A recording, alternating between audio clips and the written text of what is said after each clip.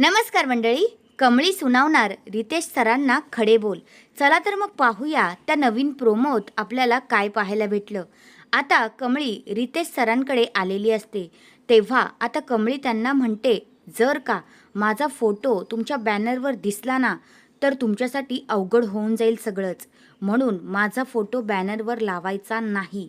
तर रितेश सर म्हणतात की अच्छा, तू आत्ता जे बोलून माझा इगो खूपच हर्ट केला आहेस आणि आता तर मी तुझा फोटो बॅनरवर लावणारच. बघ, तू मला नकार देऊन खूप मोठा नुकसान करून घेतला आहेस, असं आता रितेश सर कमळीला धमकी देत असतात.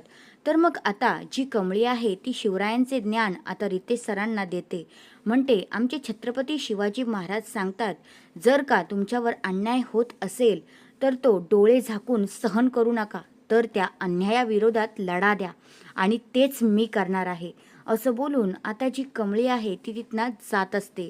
तेवढ्यातच रितेश सर तिला पुन्हा अडवतात आणि म्हणतात की पहिल्यांदाच कोणीतरी माझ्या तोडीचं मला भेटलेलं आहे आणि आता खरी मज्जा येणार आहे लढायला, असं आता इकडे रितेश सर कमळीला म्हणतात.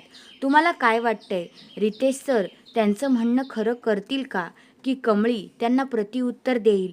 तुमचं मत काय आहे ते कमेंट करून नक्कीच सांगा. धन्यवाद.